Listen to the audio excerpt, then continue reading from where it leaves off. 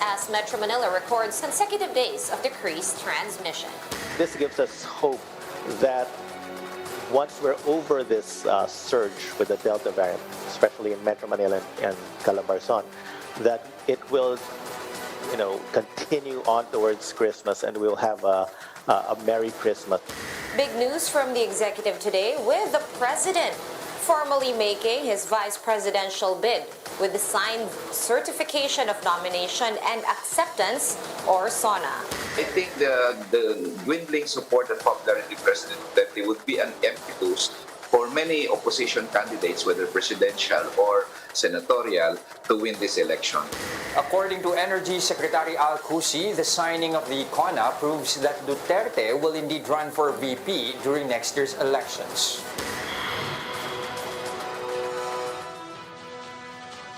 Despite the slow vaccination process and an ongoing inquiry into questionable transactions over medical supplies, right at the center of a surge of COVID-19 cases, government is garnering satisfactory ratings for its pandemic response. Or did the government, in fact, address the public health crisis? We discuss in this episode of The Chiefs.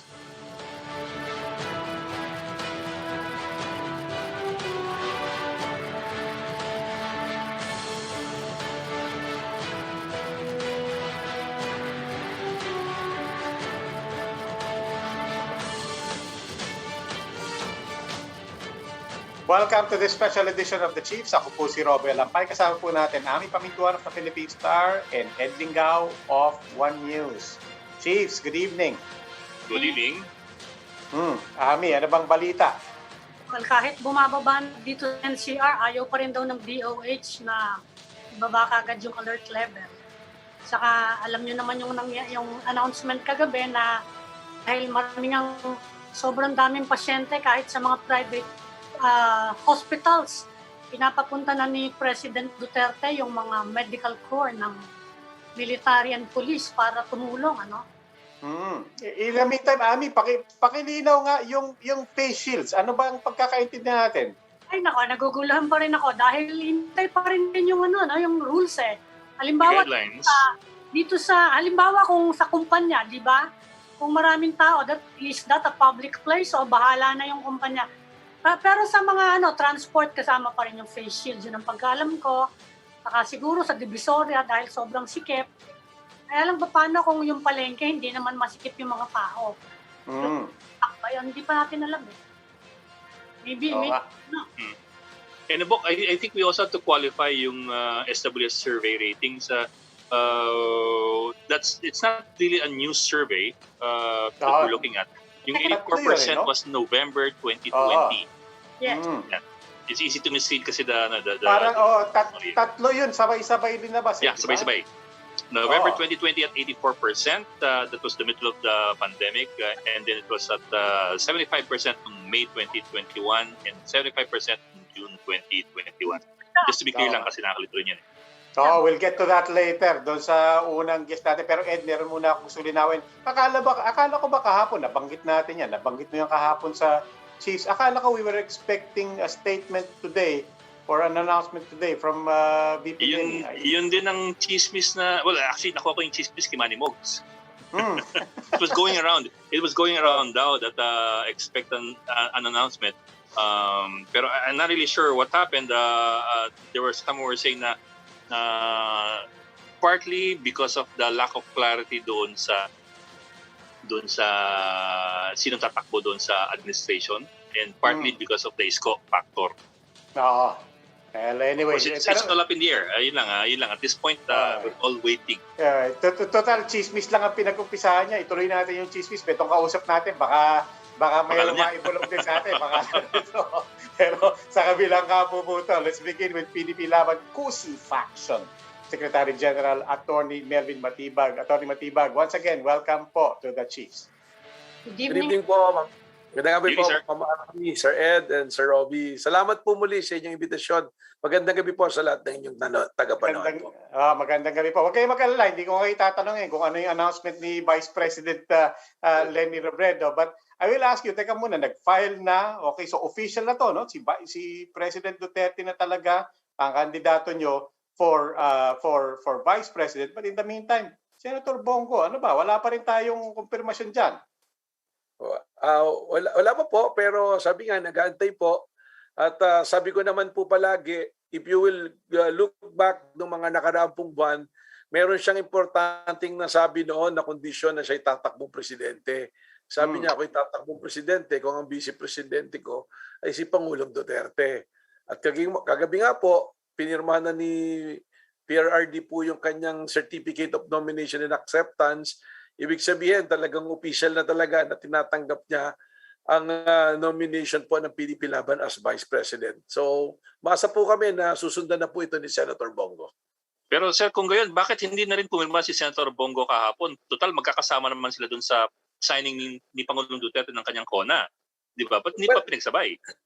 Well, I was there. Ando doon din po ako at gusto ko rin nga po sanang itanong at kung pwedeng hawakan ko na yung kamay ni Senator Bongo at ipirma ko na gagawin ko po sana. Pero siguro po meron lang po siguro mga iniisip pa at talagang binabalanse.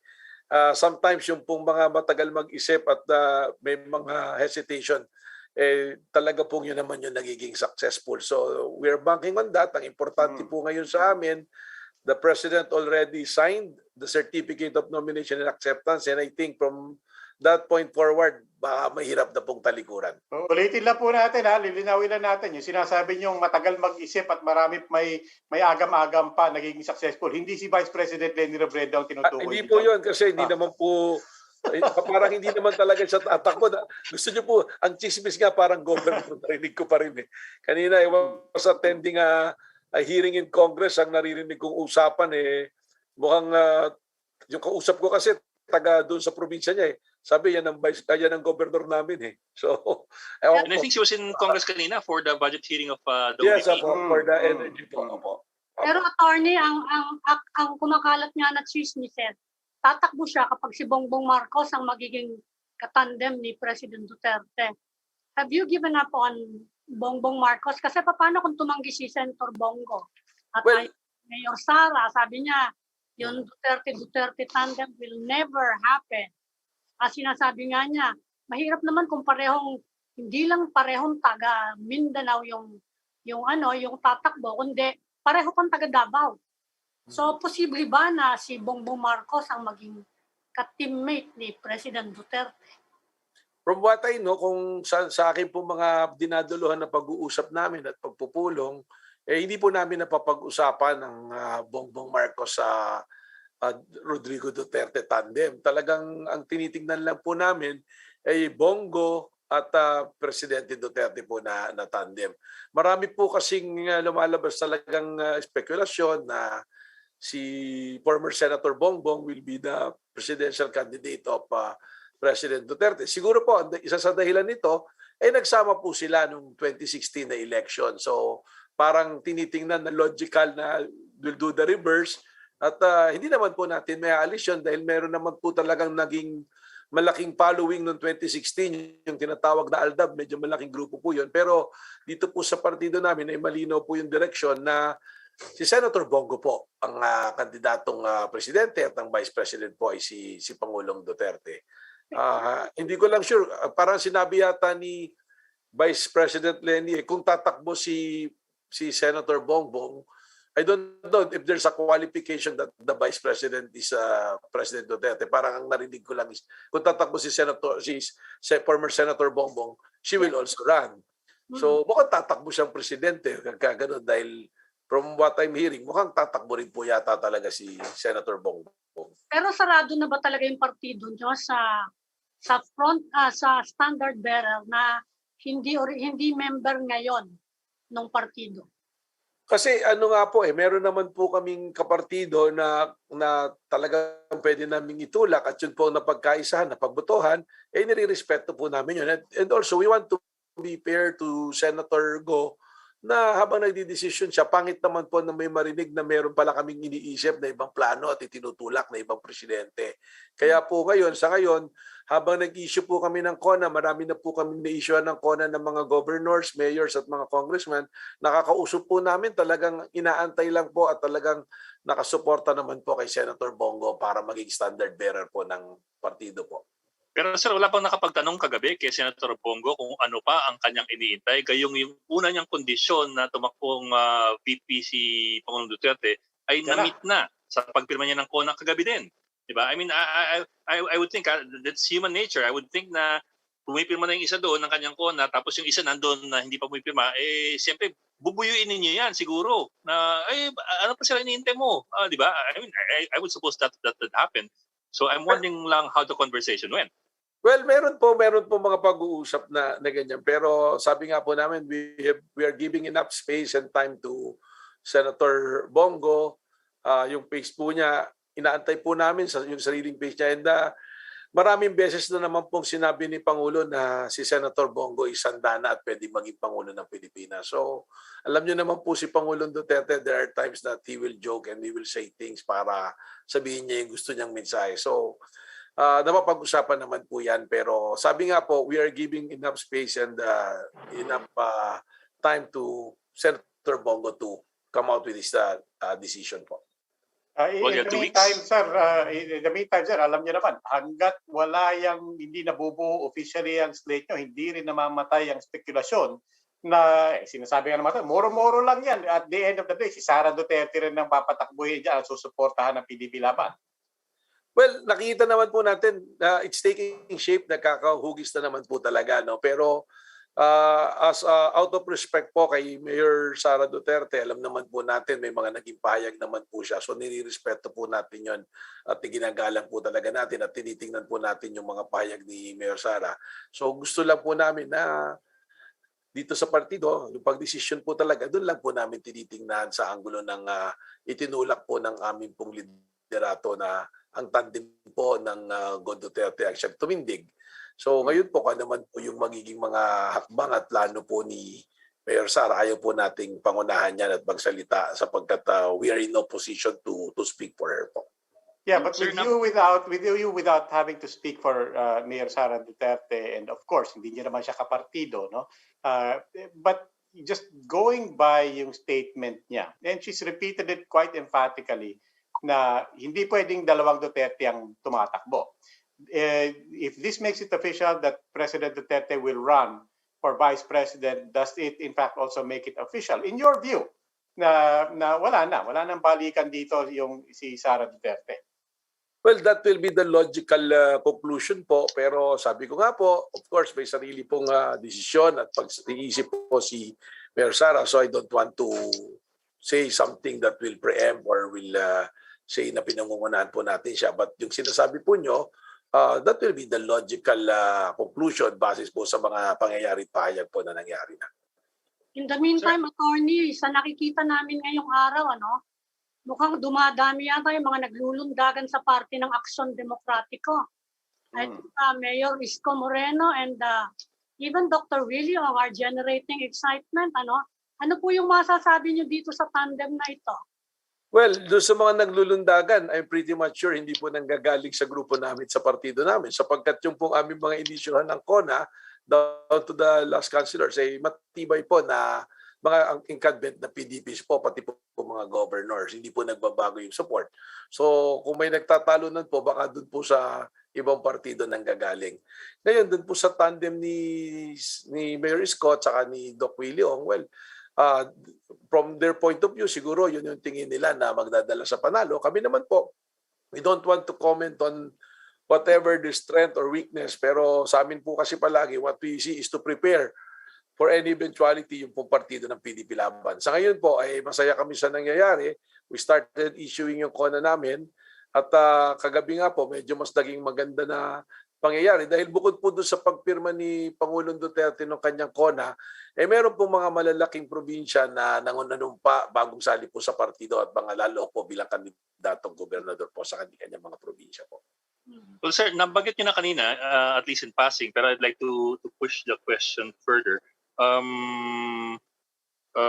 What are the chances kung sakaling hindi umuo si Bongo in the end? What are the chances of PDP laban adopting Bongbong Marcos? Kasi nabanggit nyo kanina, well, meron namang pinagsamahan din yung dalawa. Nabanggit nyo nga yung Aldab and all that. Pero as a party, I'm wondering if the PDP laban as a party is open to adopting Bongbong Marcos, and what is the feeling on the ground among the party members as far as Bongbong Marcos is concerned? Well, sir, unang-una, sabi nga po namin, we don't want to entertain any candidate for the presidency under the PDP laban. No, anyone na magiging katandem po ni Pangulong Duterte, sapagkat that will not be fair to Senator Go, who is, we know that in the process na nagdidesisyon kung ano talaga yung magiging tatahakin niyang landas sa 2022, kung ano man po yung gagawin niya. So, yun po yung dahilan din namin why we do not entertain. Pero, pag dumating naman po talaga doon sa, just to answer po yung tanong ninyo, pag dumating po doon sa punto na yon na talagang hindi talaga, meron naman pong inihanda ang partido. Kaya po doon sa aming mga convention, kasama po yan sa mga resolusyon na inaprobahan namin, na binibigyan po namin ng pagkakataon si Pangulong Duterte as a chairman of the party to complete the national lineup po PDP Laban. Oh, sir, tanungin ko lang po, yung lumabas yung ngayon, yung surveys ng SWS, gaya nga po ni Ed, gaya nga po sabi ni Ed, actually tatlo yun, sabay-sabay. Ano? So it's not just a snapshot of a moment in time, it also points to a trend. Now, on the one hand, if you take the snapshot, mukhang positive. But if you look at the trend, pababa. How do you see that? And ultimately, do you see this pandemic, and particularly this final year? Kasi even the latest of those surveys came out before the major surge that we're facing now. Sadsad yung economy. At the end of the day, do you think it will be an advantage or a disadvantage how people perceive the pandemic response right now? So maganda po na may lumabas na survey na ganyan. At least meron pong magiging kompas ang partido. Titingnan namin kung saan nagkulang at saan po yung kalakasan. Pero pag tinignan naman po yung numero, makita natin na nasa 70+% pa rin po ang Pangulo at this point na patapos na yung kanyang termino. Normally, yung pong mga Pangulo, pag nakaganito na sa laylayan niyang kanyang panunungkulan, mababa na po ang numero niya, sapagkat sabi nga nagiging lame duck na yung Pangulo. And considering that we are in a pandemic, na medyo maraming pagsubok na tinatawiran yung gobyerno, pero ganun pa rin yung numero. So we take it as a challenge, and on the other hand also as a guide para po pagbutihan po ng aming partido at tingnan kung saan may pagkukulang at palakasin pa po lalo kung saan naman po may kalakasan na. Attorney, alam ko nasa COMELEC na yung case, ano? Pero have you completely shut the door to a reconciliation with the camp of Senator Coco Pimentel and Senator Manny Pacquiao? Kasi lalo na kung sakasakaling talagang ayaw ni Senator Bongo, baka naman makumbinsi pa rin si Senator Pacquiao na makipag-reconcile at tumakbo under your group, o tatanggapin niyo? May pag-asa po yun na nagsauli na ba ng kandila? Wala na ba talagang pag-asa? Maganda yung tanong ni Sir Ed, kasi alam niyo sa totoo, si Senator Pacquiao is may kumpadring buo. Kumpadring buo ko po talaga, si Senator Pimentel is may ninong sa kasal. So yung relationship po namin, personal talaga, magkakaibigan po kami. And hindi lang po basta kumpare na umat na sa pangalan, talagang nung binyag po nung anak ko, nandoon talaga, the entire Pacquiao team. Senator Pimentel is also there during our wedding. So malungkot po na dahil sa ganitong sitwasyon ay magkakaroon ng lamat sa mga personal relasyon. Sa tanong po ni Mamami, ever since lagi naman po bukas na makipagkasundo yung grupo, makipag-usap. Pero napakarami pong pagkakataon na aming ibinigay ng aming grupo. At yan po, hindi lang po sa interview o sa media namin sinasabi, kundi talagang ipinararating po namin. At dumadaan pa po kami sa mga tulay, pero parang hindi po talaga umabot doon. At katunayan, ang malungkot kasi po parang mahirap na yatang maging kandidato ng administrasyon o ng PDP laban si Senator Pacquiao, kasi parang mas gusto niya na pong sumama sa oposisyon. Narinig niyo naman po, nakipag-usap kay BP Lenny, nakipag-usap kay Mayor Isko, lahat na po ng pwedeng kausapin na oposisyon ay kinausap, samantala yung kasama na kapartido na pwedeng makipag-usap at kausapin, hindi man po kami nabigyan ng pagkakataon makapag-usap. Siguro po, yung sa tamang panahon, yung sabi nga, time will heal it, magkakausap-usap at magkakasundo-sundo. Pero sa tinitingnan ko po, sa naralapit na eleksyon, mukhang parang mahirap po yata, parang malabo na doon sa pangyayari. At sabi nyo nga po, andyan na sa COMELEC, ay hintayin po namin kung ano yung maging desisyon ng COMELEC. Maaring pagka napagtagumpayan po ng grupo yung laban, baka naman po yung panahon na makipag-usap po sila. Eh kami po ay nakahanda pa rin makipag-usap po sa kanila. Attorney Matibag, in the meantime, punta naman po tayo sa senatorial slate. The last time you were here, medyo hindi pa talaga kompleto, konting-konti pa, but you said you were considering some around 20 names or so. Nadagdagan po ba yung slate nyo or baka nabawasan pa? Well, ano po, ngayon yung 8 po na in-announce namin, wala pa naman po pagbabago except kay Congresswoman Lucy, may balibalita na mukhang tatakbong mayor po ng Ormoc. Pero honestly, wala pa po silang opisyal na pahayag o pakipag-usap na hindi na talaga tatakbong senador. So yung 8 po, we will still consider na intact po yan. Doon naman po sa 4 na kulang, meron na pong mga pangalan at in fact, meron na pong mga sigurado doon sa additional na 4. Meron lang pong mga legal at personal na kadahilanan kung bakit hindi pa po makapag-announce. Pero ito pong linggong to hanggang po next week bago mag-October 1, sunod-sunod na pagpupulong po ang gagawin namin kasama ang mga opisyal ng partido. Kasama po ang Pangulo as the chairman of the party upang may finalize na po ang lineup. Kasama po yung aming mga governors. There will be consultation po and deliberation kung paano po mga hakbang na gagawin para sa campaign. So I'm assuring you po na sa pagka-file po after ng filing October 8, we will have a complete lineup of senators. It's a complete lineup running either PDP laban o baka kasama pa dyan mga guest na mga ganyan na ano? Well, meron po kaming sa ngayon 4 na guest candidate po, si Secretary Harry Roque, si Secretary Mark Villar, si Congressman Dan Marcoleta at si Chairman Greco Bellica. Speaking of Greco Bellica, kanina po pinirmahan namin yung alliance agreement namin with his political party, yung PDDS po. So yung 4 po, additional, I think most of them, do support, baka all of them will be PDP laban po. So we'll have 8 PDP laban and 4 guest candidate possible po. Well, sir, may timetables yung senatorial candidates, may timetables po. Pero I'm wondering kung meron kayong internal timetable for your presidential candidate. Kasi you have 2 weeks left eh. Did you agree on an internal timetable as to by when Senator Bongo should make a decision or sastagarin nyo hanggang 8? Pasagad po namin kung talaga naabutin po na ganun. Pero meron naman po kami meron naman po pa mga pag-uusap. Palagay naman po namin hindi naman po abot doon. Attorney, ulitin ko lang, kapag natalo yung faction nila Senator Coco sa COMELEC, you are still open to a reconciliation with their group? Pag-usap lang po. We're open to talking to them. Hindi pa po namin alam kung ano magiging ending po ng pag-uusap po. Okay. Attorney Melvin Matibag ng PDP Laban Kusi Faction. Sir, maraming salamat po. Salamat po. Thank you po. Thank you, sir. Ingat po. Mag-ingat po kayo. We will need to take a break. Please stay with us. The Cheese will be right back.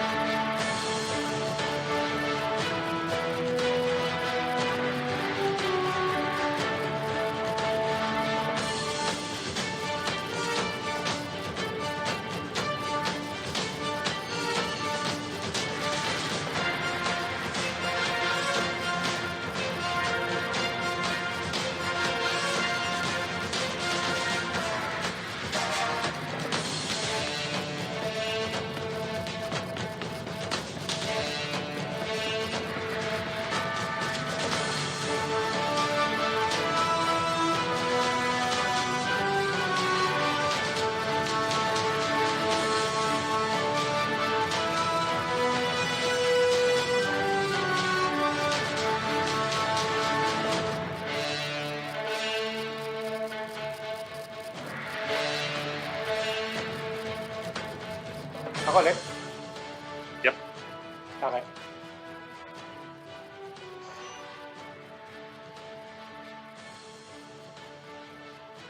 Welcome back, the Chief. Siron 1 News. Ako po si Robbie Alampay, here once again with Ed Dingao and Ami Pamintuan. And now joining us, Dindo Manhit, President of the Albert del Rosario Institute for Strategic and International Studies. Dindo, welcome once again to the Chiefs. Hi, good evening. Good evening, sir. Good evening. Good evening to everyone. Let me start with something that we were asking our guests yesterday after mag-announce si Isko Moreno. Do you consider him opposition? And what does his running mean for Isang Bayan? I consider anyone who goes against the candidate of the president as opposition because you need to run against the candidate of a sitting administration. Okay. So he needs to define himself as an opposition. On the other question, Robbie, about Isang Bayan, at the end of the day, we can still find unity because everybody is simply announcing their interest to run. And we have until the first week of October to see who files actual candidacy. And the reality also that under our election laws, we allow substitution, in this case, up to November 15.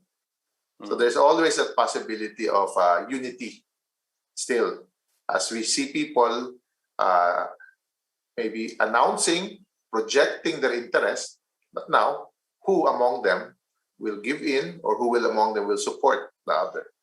Now, habang na the pressure, of course, is mounting on Vice President Leni Robredo. Recently, we talked to former Senator Sergio Osmeña. He was very blunt about it. Sabi niya, mababa eh. Sabi niya, gusto kong supportan din. Kaya mababa talaga yung numbers niya.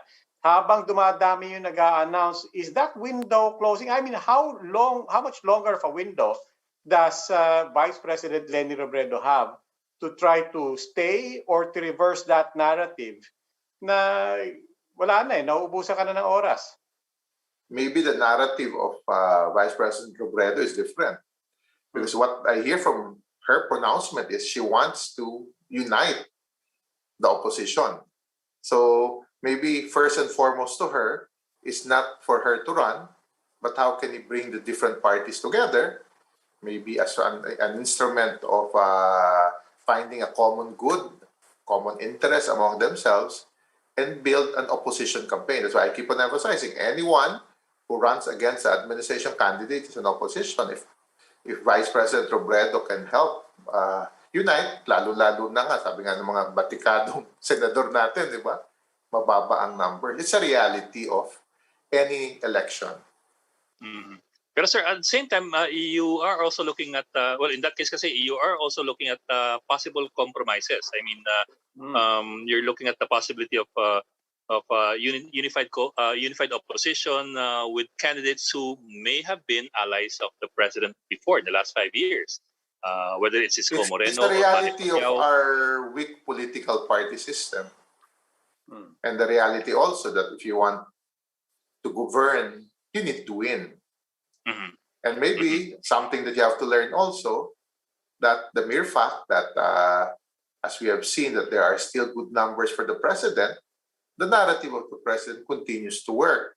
The only opportunity is that it seems not to be transferable totally to whoever that candidate is. So there is that opportunity. So an acceptance of a reality of any election should tell us that any coalition building has to be acceptance. So there's no purity here, because when people tell us, I'm better than the other, ang sagot ko palagi, elections is about voters. If you're better than the other, how come the voters don't like you? Or prefer the other one? Because at the end of the day, it's what the voters see.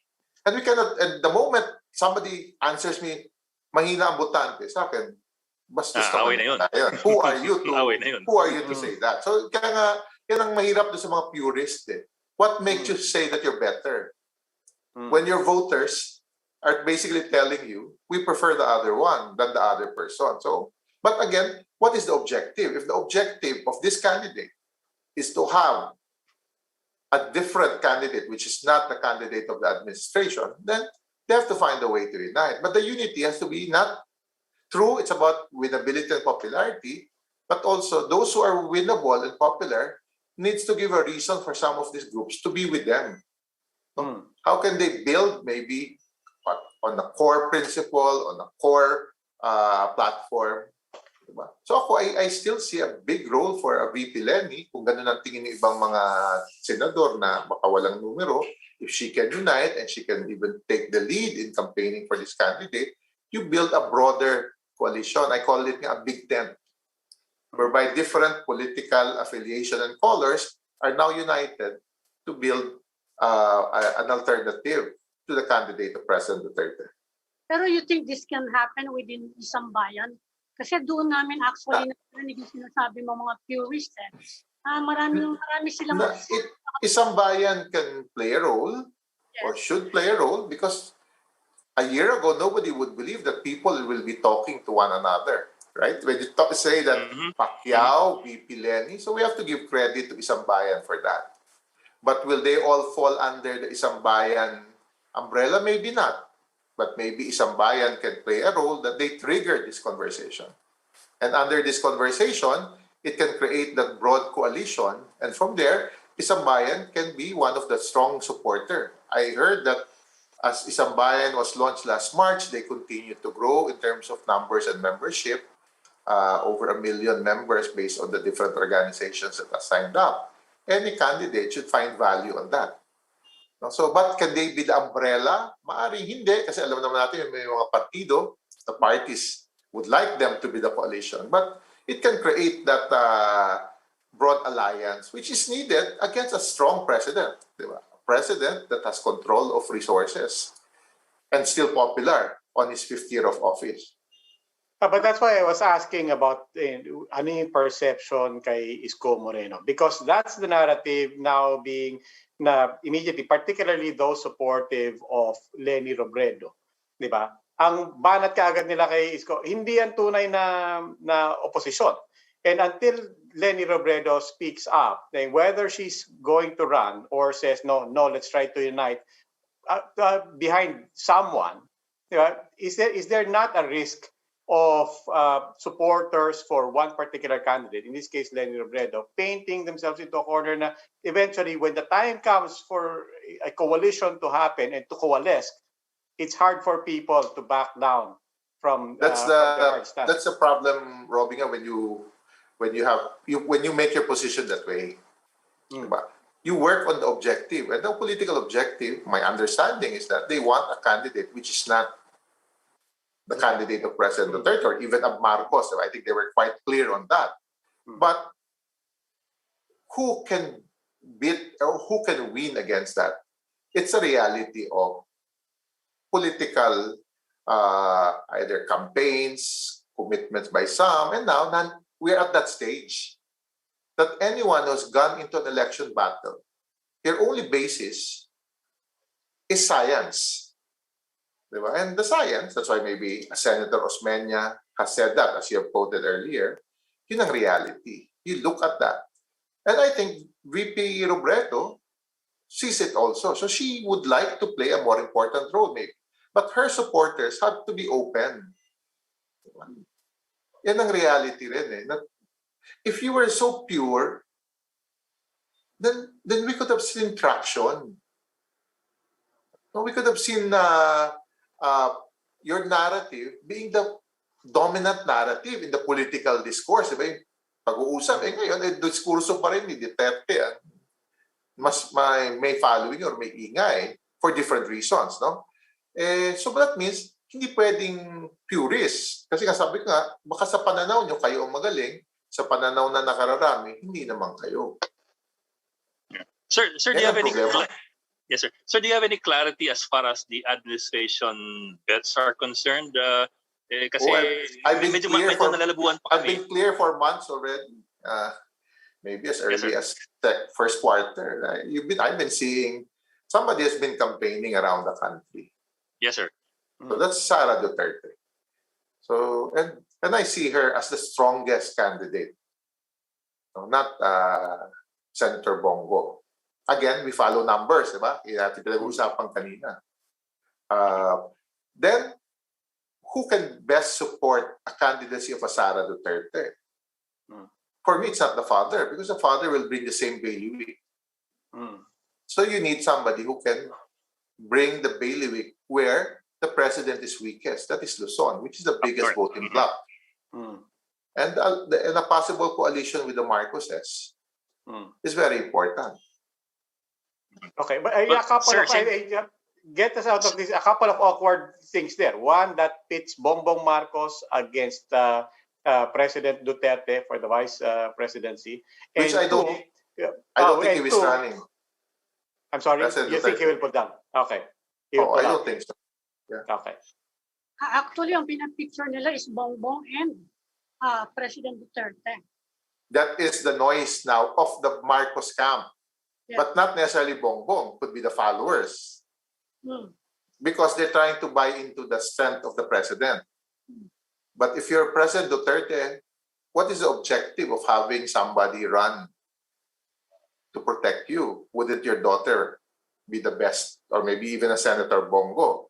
The only difference is that Senator Bongo is not rating also. Well, we're talking about the numbers, ano?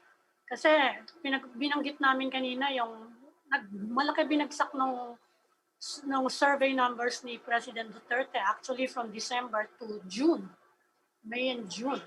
Sa tingin nyo, this trend is going to be irreversible kasi nangyari yung June before the August surge in COVID, before this That's true. Senate investigation, and before the emergence of all these new presidential aspirants. Tingin mo, it's the trend. Surveys, Yeah, kasi una, I believe that the COVID narrative, di ba? He was still at a high rate September. That was the first face-to-face survey during pandemic. Prior to that, they were not allowed. All the news that we hear about then was really the narrative of government, how good they've been doing. But I think fast forward to June, we're still in this situation. yes. And COVID has worsened. And worse is the economic consequences of COVID. Nawala ng trabaho, underemployment, I think, is basically unemployment for some. Yung talaga, walang trabaho, mababa ang kita. Mababa ang kita, hirap ang buhay, gutom. Then tumataas pa ang presyo ng bilihin. No? Wala pa dyan yung issue ng corruption na maingay ngayon. Exactly. So when you look at that, double barrel yung issue na yan, corruption and economic consequences of COVID. So ang tanong, mapapanagot ba ang Pangulo na siya ang rason bakit hirap ang buhay nila? Then kung magagawa yun ng mga kandidato, bababa ang suporta sa Pangulo. I was going to ask about that, Dindoy, in particularly apart from the public health crisis and apart from the joblessness and economic malaise, the fact that the Faramali issue brings to fore a corruption issue, and I think you've mentioned it before, na ang talagang mortal sin sa voters is corruption. Is really, that's the one thing that really is hurting. Ang tanong ko is, do you perceive that the president's hurting? I mean, I was looking at the news today, how he's attacking Dick Gordon again, and he's been consistent really in really, as everybody has criticized and pointed out, really trying to defend things around Faramali. Do you perceive him as genuinely hurt? If we will analyze it without the power of fake news or disinformation in social media, the president would suffer from all these accusations because hindi lang to corruption, COVID corruption. Diba? May pandemya, hirap, nagkakasakit, ninakaw pa yung what is meant for the public. The only problem is I feel the president is on an offensive since last week. But he's not talking to you and me, even to you. The media institutions that you present, he's talking to his constituency. Because I can imagine how this is being rephrased. The narrative is being changed. Do you think we're hearing the narrative of Mr. Senator Gordon? Baka hindi. Baka iba yung nakakarating. That's what I worry. The way they might diffuse the issue again, divert it, diba? And point the blame on, imagine, the Red Cross. Yes, sir. But sir, yung nga sir, which raises the question that could he insulate himself and his popularity from all the other controversies that have been emerging in the last few weeks. Kasi, well, like it or not, there are some personalities in politics who are able to be, teflon. He Walang is. dumidikit sa kanila. The president is an example of that, no? And he has a propaganda machine that helps him do that through, as I've said, through a medium that does not have the discipline as your media institutions, di ba? You just buy a spot and you post it in YouTube. It's a different narrative. And I don't know if you've noticed it, may term pang breaking news. Then when you look at it, it's a production. So how can it be a breaking news, di ba? Or in Facebook, the way they attack in discourse naman, no? And I think that's why I've been seeing this activity of the president coming out with his address. He is actually talking to those constituency, then they build on that. So magandang basahin, is it enough to turn it around? Kasi right now, when you look at really with Farmally, there's a lot of missteps. No? And, may ano yan din, may counterpoint din naman yung mga pinagsasasabi niya. If you have the patience to listen to him for 1 hour talking about something in a loop, ano. Pero yung mga health workers, for example, ang dami-dami sa kanila nagpo-post din sa social media. If you're going to talk about the influence of social media, no, lahat ng reklamo nila, and now you have Dr. Willie Ong talking about the pandemic funds also. He has a very high profile because he's always with Isko Moreno. You think that will affect all these numbers? Siguro in the next. it should, no? Because at the end of the day, if there is bad performance, if there's even corruption, especially this COVID, I think people should realize that we need to make whoever these officials are accountable, and in this case, these officials are directly responsible to the president. So dapat naman may effect ng numero. Problem lang, Amy, is, you have to realize, yung narrative ng Pangulo, we have tracked it in our institute, 833,000 shares his narrative to 26 million followers. So all the people that we see, health workers at the reklamo, is not even making a dent. Yeah. Pero Dindo, I wanted to ask about that. Nabanggit ni Ami si Dr. Willie Ong. Now, obviously, two ways to frame him. One, he's a doctor, a good foil, especially in the time of COVID. Di ba? Paano mo babanatan yung doktor? On the other hand, the other way to frame him is he is a social media star, legit. A lot of people, including us, admittedly, ang reaksyon kaagad is, baka placeholder lang yan. On the other hand, you look at the 16 million followers, I don't know how you gauge him.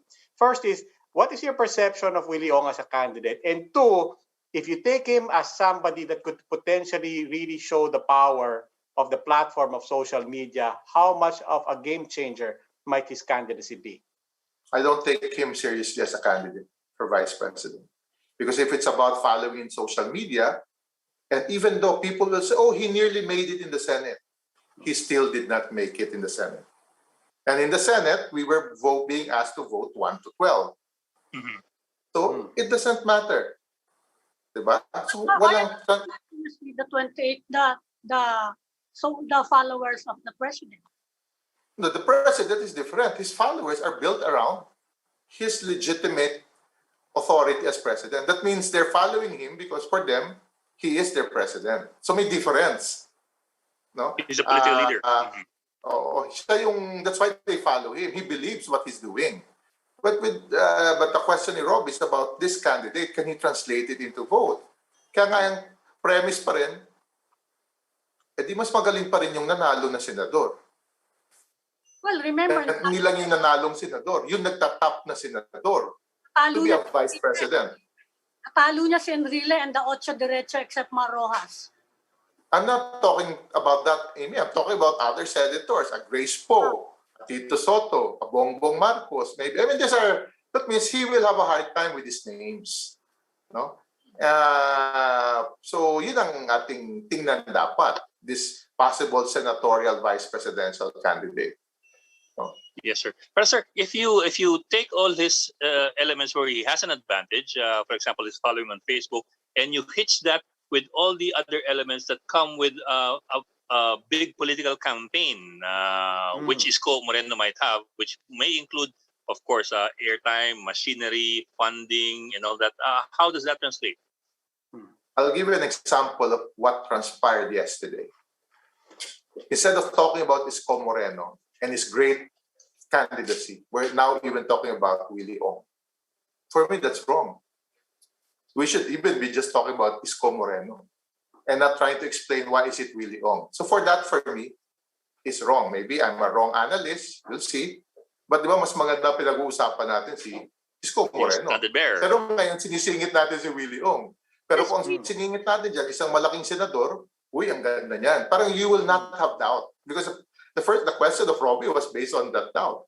Yeah. What does it bring to the ticket? Yeah, no, but to be clear, we're talking about Willie Ong because my question was really about, I mean, admittedly, it comes from a certain level of skepticism, di ba? Sino to? Usually it's regional votes. Ano bang madadala mong region dyan? Pareho kayong taga-Tondo and so on. But my question was really about what he represents, the platform where he came from. That's why my question was, if there is a legitimate run, whether he wins or not, but there's a legitimate run for the vice presidency based on his social media following, how much of a game changer might that be for future elections when a social media star really can now, to your point, can now actually provide evidence that you can translate followings into votes? That's a big if, Robbie.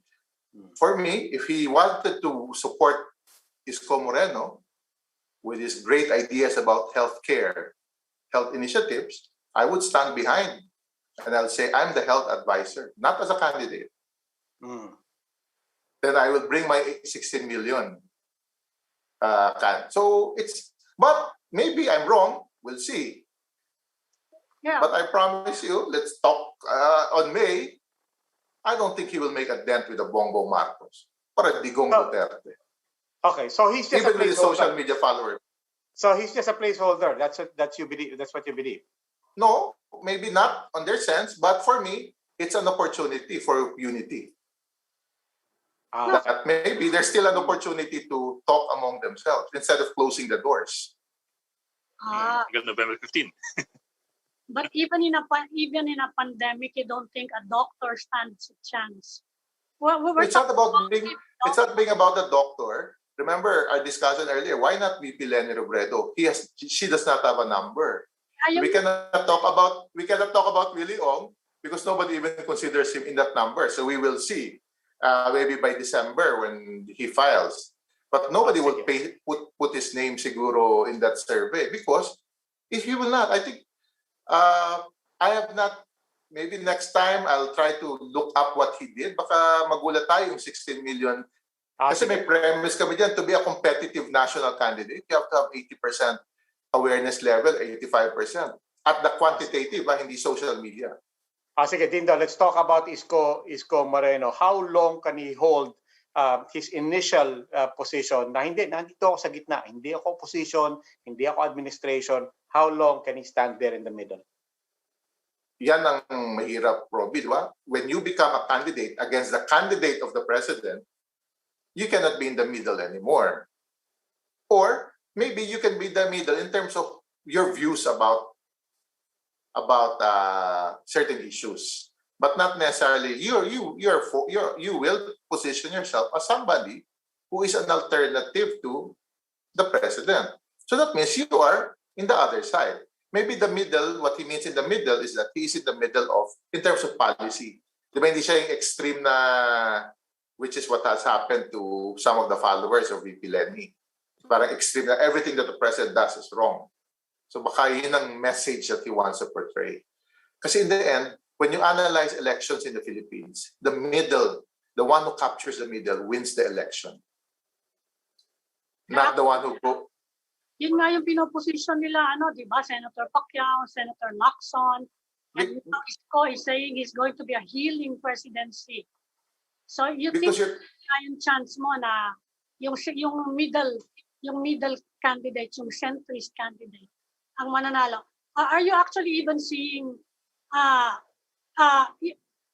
sabi ng iba magiging na naman to multi-cornered fight It could be. The moment there's no unity, it becomes a multi-cornered fight. So what will happen to us? We will have a candidate or a president who will have a simpler, maybe a minority president again, maybe even lower than what we saw last time. So that can be expected. But that's why I'm hoping. But reality of running a campaign is very expensive in a pandemic, movements. So I see in reality that who will really spend to run for president? Diba? How can you spend? Where will you get what you will spend? So that's why niniwala pa rin akong there could be three, no? At least three maybe, but to have in the usual 5, 6, some of them will just drop out quietly, not drop out officially, but quietly fade. You mentioned, ano lang, yung mga pangalan na nabanggit mo. You mentioned Grace Poe. Is she still in the picture? Because sabi ni Isko, inalok ko siya. She declined the speculation. And Sinabi ba ni Isko yun or si Lito Banayo? Isko, if I remember correctly, sa press conference ni Isko, okay. he acknowledged that Willie Ong was not the first choice.